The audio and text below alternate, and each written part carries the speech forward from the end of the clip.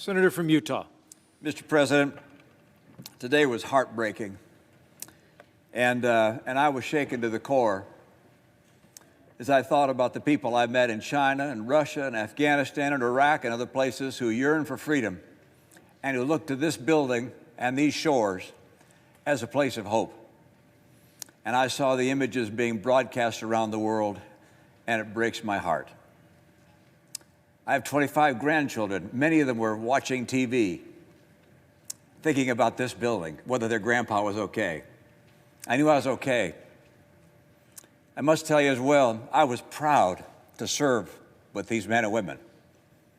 This is an extraordinary group of people. I'm proud to be a member of the United States Senate and meet with people of integrity as we do here today. Now we gather due to a selfish man's injured pride and the outrage of supporters who he has deliberately misinformed for the past 2 months and stirred to action this very morning.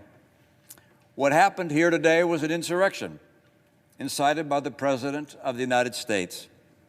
Those who choose to continue to support his dangerous gambit by objecting to the results of a legitimate democratic election will forever be seen as being complicit in an unprecedented attack against our democracy.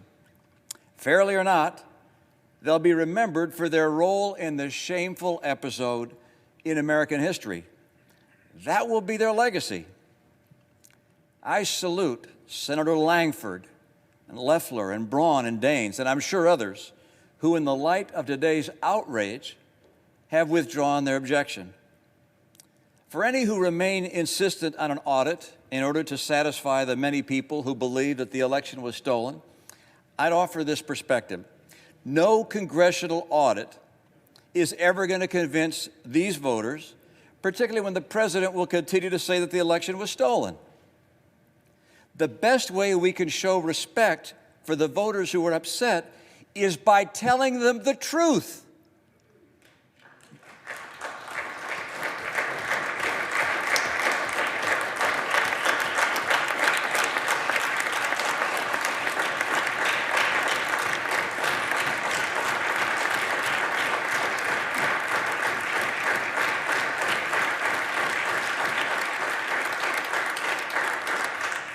That's the burden.